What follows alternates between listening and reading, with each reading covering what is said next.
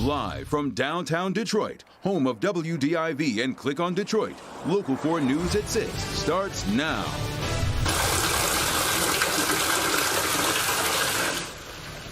Water gushing from the ceiling, taking its toll on the brick and mortar of a small business.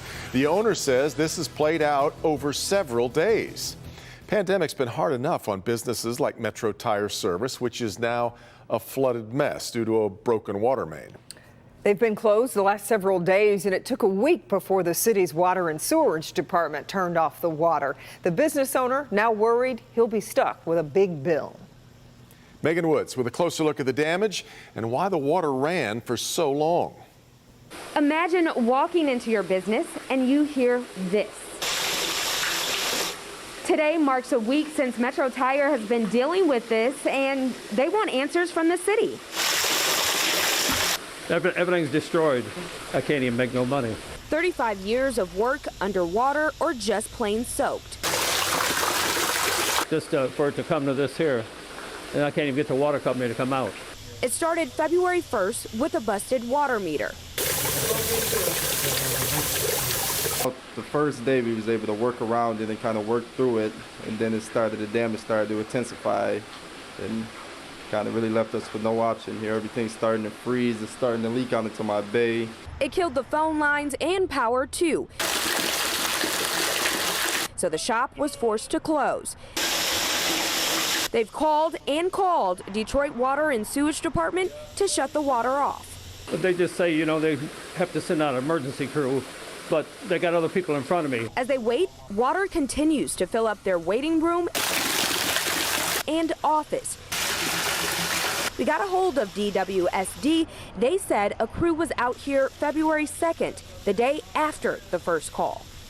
The valve at the street called the curb stop, it's a sleeve that goes down to the water service. It was full of debris that was frozen together, so the crew was unable to get it at that time. But they made time today. Crews arrived with a boiler to unthaw that curb stop. Yeah, and the city was able to shut off that water today. The next step for the tire shop is to get their insurance company out there to assess those damages. And for information on how to avoid situations like this, we'll have that on clickondetroit.com. Devin, Kimberly? Megan, I'm almost afraid to ask, what about the water bill? So the city says they have to have an investigation. They do have a leak credit policy that could apply to this situation. Yeah. But again, they have to see what this investigation finds. Let's hope so. All right, Megan. James and Jennifer Crumley, parents of the accused Oxford High School shooter, sat and listened today as one witness after another came forward with accounts of the Crumleys' actions on November 30th, and in some cases before that terrible day. Local 4 Defender Sean Lay has been watching the day-long hearing. Sean, there were lots of text messages, but also a 911 call. Correct, and family members of some of the Oxford victims also in the courtroom having to listen to this and listen to disturbing new evidence. Look, Oakland County Prosecutor Karen McDonald started building a very long case today that Ethan Crumley's parents allegedly knew that he was in crisis, crying out for help, but failed to act. The morning of the Oxford school shooting, James, Jennifer, and Ethan Crumley met with Oxford school officials about violent images and cries for help written on Ethan's math test. The meeting lasted 13 minutes. The parents left without Ethan. James Crumley went right back to his job making DoorDash deliveries. When the shooting started, James Crumley made this call to 911. I have a missing gun, and my son is at the school, and we had to go meet with the counselor this morning. Prosecutors going over videos of the handgun they say the Crumleys bought for Ethan Crumley, shooting target photos and photos they say is Ethan Crumley holding the gun. Prosecutors building their case that the Crumleys knew Ethan was in crisis and needed help. Found on Jennifer Crumley's phone the day before the shooting, she searched clinical depression treatment options. Also the day before the shooting, after Ethan was caught looking up ammo on his phone in class, this is the call made to Jennifer Crumley from the school. He was on his phone looking at bullets and that sort of thing. So she just wanted us to have a conversation. We did. He said he had been to the shooting range with you this weekend, and we were like, yep, guns are a hobby for a lot of people and shooting ranges, and that's perfectly normal. The next day, the morning of the shooting, Jennifer sent Ethan's violent drawing to her husband. James Crumley messaged back, "My God." Jennifer Crumley responding, he said he was distraught about last night. "I'm very concerned." Digging deeper into the cell phone here, last April, police say text messages from Ethan Crumley to his mother alerting her that he was seeing demons inside their home whenever he was left alone and they were destroying the house. Those text messages by the mother, prosecutors say, were left unanswered. Just in November, before the shooting, he sent a friend a text extracted from his phone by authorities saying, "I'm going to ask my parents to take me to the doctor and tell them about the voices." He also had a video showing off a different gun saying his dad left it unsecured. "Time to shoot up the school," he texted a friend, just joking. Much more of this continuing on February 22nd when this preliminary hearing continues. Back to you. So many new and disturbing details revealed today. And Sean, we know you'll continue to follow it. Thanks. The Wayne County Morgue medical examiner is called in to answer some tough questions after the Local 4 defenders exposed months of mistakes there, including decomposing bodies, long waits for families to find their loved ones, and a mess of paperwork issues. Let's bring in Local 4 defender Karen Drew with what happened today. This meeting took a turn, right, Karen? Oh, Devin, it sure did. The point of the meeting with the Wayne County Health and Human Service Committee was to see what changes the morgue has made since they met 3 months ago. And we exposed all those problems. Well, it turned into some funeral home directors coming forward with how they are treated when they deal with the Wayne County morgue. They just don't answer the phone. And when they do answer it, there are specific investigators who are just nasty, just rude. This funeral home director said other directors have been afraid to speak up for fear of retribution from the Wayne County morgue. When they simply just need their questions answered, no one helps. Just giving us just information, time of death, who's signing, where do I go, what phone number. Another complaint, funeral directors have to chase down morgue officials to get cremation permits. We don't have these same issues in Oakland County, Macomb, Washington. We're able to get cremation permits back relatively quickly. The point of today's meeting was to see what progress has been made in terms of fixing issues. Michigan Medicine, who runs the morgue, told the board they've created a new position of ID coordinator, built a web-based portal to get the public to help in IDing missing persons, and repaired a backup generator.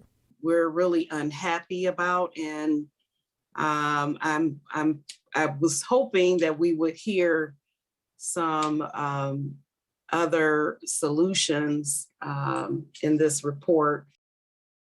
So there is an audit of the morgue going on right now. That report should be completed as soon as the county will be deciding whether to sign another multi-million-dollar contract with U of M Medicine, which runs the morgue. Now, while they work on the audit, I'm still working on exposing problems at the morgue. Take a look.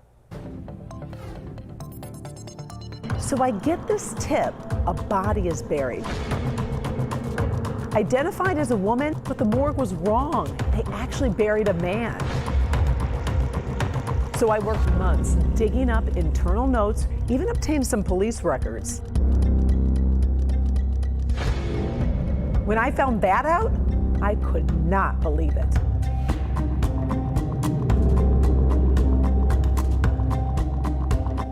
That's right, digging up answers and digging up bodies. We're going to stay on top of this. That report is coming soon on Local 4. Kim, back to you. Forward to it, Karen. Thank you. And more news tonight. Traffic heading to Canada, particularly truck traffic, is delayed and backing up tonight throughout southeast Michigan. Sky 4 giving us a live look as U.S. bound traffic on the Ambassador Bridge is now fully open, but getting into Canada is still a problem thanks to a Canadian trucker convoy protesting vaccine mandates. This afternoon, Governor Gretchen Whitmer expressed her concern about its impact on the auto industry. And for an update on that, we turn to Local 4 business editor Rod Maloney. He is live in Southwest Detroit tonight with more. Rod, good evening. Yeah, good evening, Kimberly. In just the last 5 minutes, the trucks that were all lined up here on I-75 moved away. Apparently, the state police moving them along.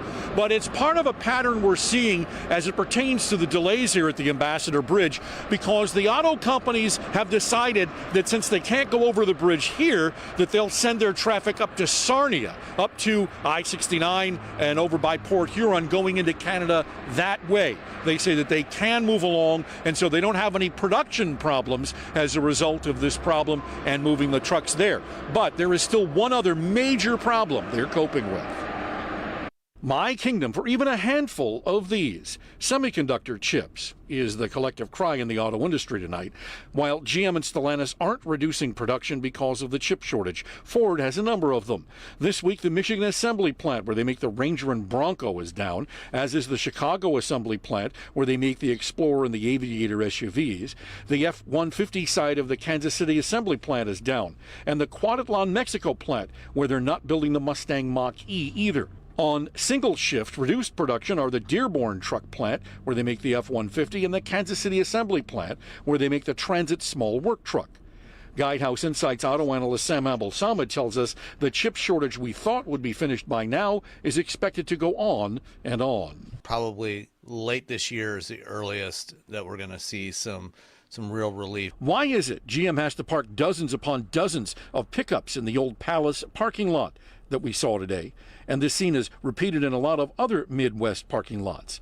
Well, Abel-Samad says because despite the long-running and costly crisis, car companies looking to electrify and attract new customers with better technology keep designing vehicles using still more chips. Each new generation is trying to pack more and more chips into the vehicle.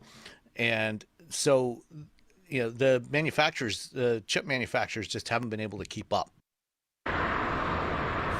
So when we're talking about the protest here at the bridge, we're told that police were able to negotiate to allow full traffic over the bridge in this direction on the other side. It's still closed going that way, and we're not sure how long that's going to last, but certainly we'll stay on top of it. Reporting live in Southwest Detroit, Rod Malona, Local 4.